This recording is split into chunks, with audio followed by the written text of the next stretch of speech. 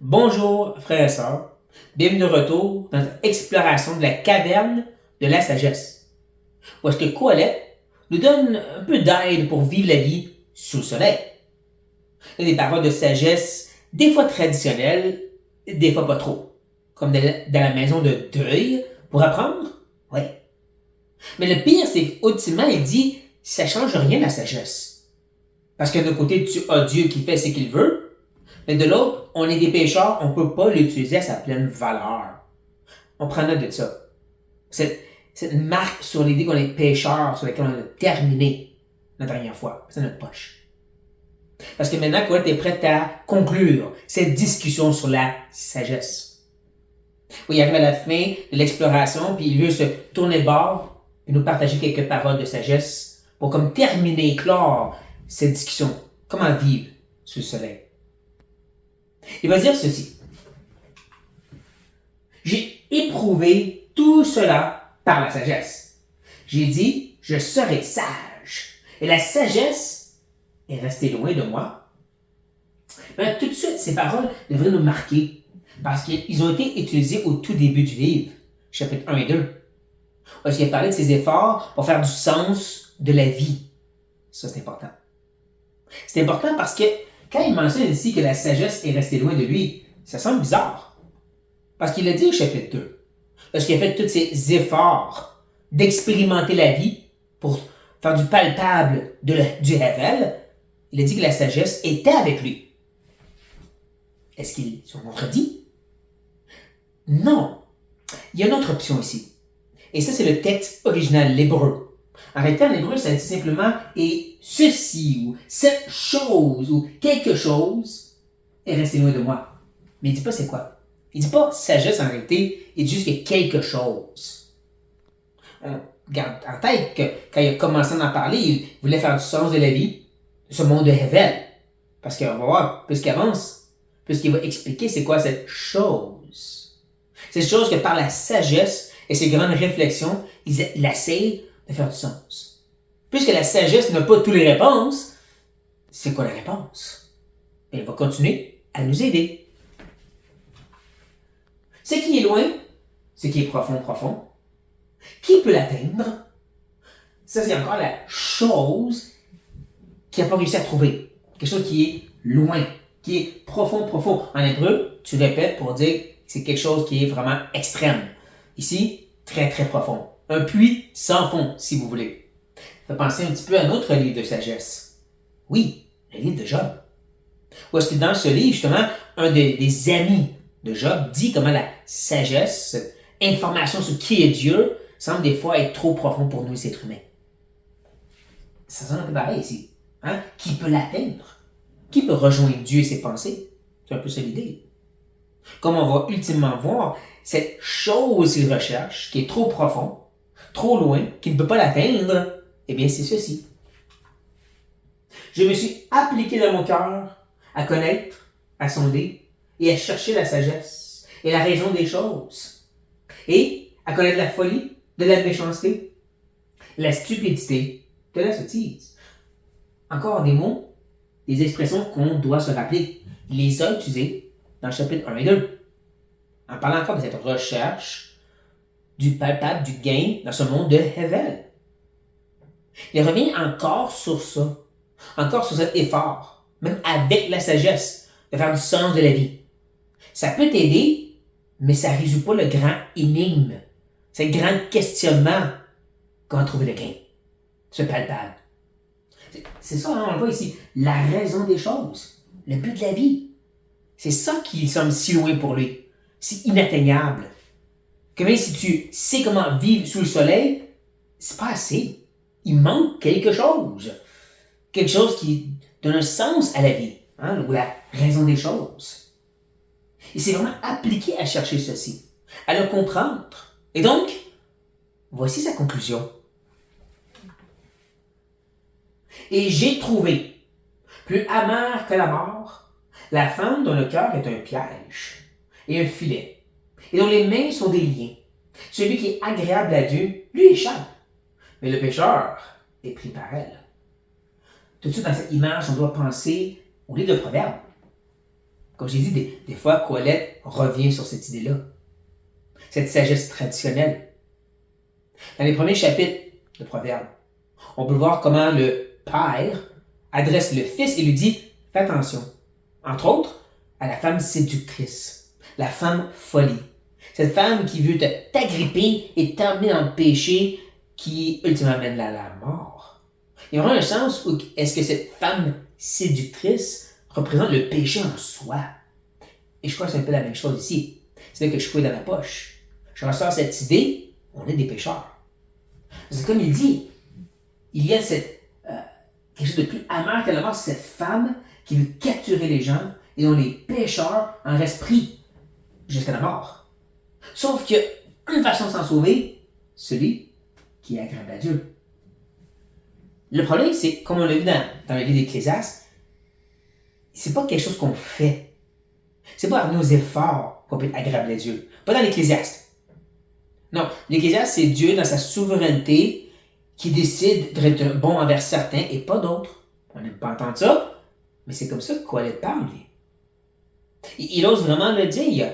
Il y a certains pour qui la vie va avoir du sens, parce que Dieu lui donne du sens, mais pas d'autres. Et voici, je crois qu'il y a encore dans la même idée. Il y en a pour certains, ceux qui sont agréables à Dieu, qui vont échapper de ce piège de la mort.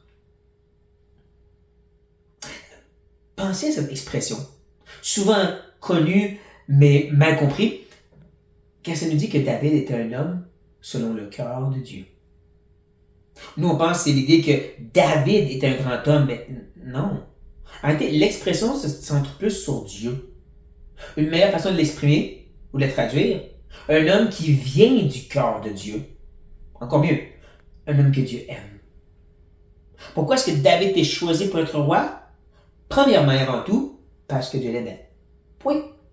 Il était agréable à Dieu parce qu'il est agréable à Dieu. Il y a certainement sa part à jouer, mais n'empêche, ça a commencé par Dieu. Et c'est la même idée ici. Sauf que sans Dieu, comme on voit, le pécheur va être pris par Madame Péché. C'est ça sa conclusion. C'est qu'il a compris encore cette idée, on est tous pécheurs. Et là, il va revenir à la charge. Voici ce que j'ai trouvé, dit l'Ecclésiaste, en examinant les choses une à une, pour en saisir la raison. Les mots sont répétés ici, n'est-ce pas? L'expression, voici ce que j'ai trouvé. Examiner les choses et même saisir la raison. On vient juste de tout voir ça. C'est un peu comme si Colette dit, je vais encore vous donner ma conclusion. Comme un prédicateur qui dit, voici ma conclusion. Et là, quelques minutes plus tard, il répète encore, voici ma conclusion. Et en concluant, il répète comme 3 fois. C'est pas ça que Colette va faire, je crois. Il a donné sa conclusion. Cette idée qu'il y a cette femme péchée qui attire les gens vers la mort, sauf pour la délivrance de Dieu. Et là, il va le répéter encore, mais sous un autre angle, d'une autre façon, qu'une autre image très similaire. On voit par le langage qui est similaire, et littéralement la phrase « Voici ce que j'ai trouvé », qu'il veut encore donner la même conclusion. La voici. Voici ce que mon âme cherche encore, et que je n'ai point trouvé. J'ai trouvé un homme entre 1000, mais je n'ai pas trouvé une femme entre elles toutes. À première vue, on dirait que Salomon est en train d'être sexiste. Il dit, parmi 1000, il y a au moins un homme qui vaut la peine. Mais dans les femmes, il y en a 0. Elles sont toutes poches. Mais c'est pas ce qu'il dit. Notre langage, la traduction n'est pas à la juste valeur, je peux dire. Selon les experts de l'hébreu, j'en suis pas un, mais tous ceux que j'ai lus disaient qu'il y a une meilleure façon de traduire cette phrase. Une qui nous reconnaîtrait à la première conclusion. Que l'idée, c'est un peu quelque chose comme, parmi ces 1000 hommes qui sont capturés par la femme, je n'ai juste trouvé un qui a réussi à s'en sortir. Comme il vient juste de dire. Parmi ces plusieurs pécheurs, certains qui sont agréables à Dieu en échappent de cette femme qui veut capturer. Et c'est un peu ça l'idée. Que parmi celui qui s'échappe des 1000, c'est de la main de la femme, comme celle qu'on vient de voir. Ça sera l'idée plus. Comme je dis, il répète, voici ma conclusion. Voici qu'est-ce que j'ai découvert. Et qu'il va répéter une dernière fois. Seulement, voici ce que j'ai trouvé. C'est que Dieu a fait les hommes droits. Mais ils ont cherché beaucoup de détours. Ou en d'autres mots, tous sont pécheurs et sont privés de la gloire de Dieu. C'est là qu'on revient à la première version de la conclusion. Où est-ce qu'il semble dire que plusieurs de ces pécheurs sont capturés, sauf un petit groupe. Mais à la base, il est en train de dire, tous devraient être capturés, tous méritent d'aller à la mort, tous méritent ce jugement, comme la Bible nous dit, parce que tous ont péché. Et c'est ça qu'il essaie d'expliquer encore et encore. Qu'il a eu la misère à trouver ce un, et le seul un parmi les 1000 qu'il a trouvé, c'est celui qui était agréable à Dieu. Celui que Dieu a délivré. Et nous, on ajouterait par la main de Jésus. Par la croix, par le salut. Donc voici qu'est-ce qu'il essaie de dire après avoir exploré la caverne de la sagesse. Il nous faire comprendre la sagesse, de bien réfléchir et d'essayer de faire des bonnes choses sous le soleil, ne va pas t'aider. Parce qu'on est pécheur. Et ce péché va nous amener à la mort. Et seulement une délivrance divine peut vraiment être notre secours. Ça, c'est un message de salut pour tous ceux qui ne sont pas sauvés. C'est pas de vivre une bonne vie sur terre si t'es pas en règle avec Dieu en premier. Moi, rappelle ça pour tous ceux qui ont lu ce livre non-croyant, en tant que non-croyant. Mais moi, je suis croyant. OK? Mais voici la chose. Ça n'enlève pas le fait que seulement la délivrance, la grâce, miséricorde et secours de Dieu est notre espérance. C'est pas nous, nos efforts, nos bonnes œuvres, et même notre fidélité en tant que chrétien. Seulement la bonne volonté de Dieu. Par l'œuvre de la croix de Jésus-Christ, n'empêche. C'est pas de nous. Parce que nous, on est tous des pécheurs qui s'éloignent de Dieu. C'est un bon rappel qui nous garde bien humble. C'est pas à propos de nous, c'est à propos de lui. Pas ma fidélité, sa grâce. Ça semble extrapoler beaucoup du texte de Coëlette, mais à la fin de la journée, quand tu prends la totalité des Écritures, tu dis non, c'est ça le message. Et qu'on a besoin de l'entendre, chers frères et sœurs. Sur cette note, soyez bénis.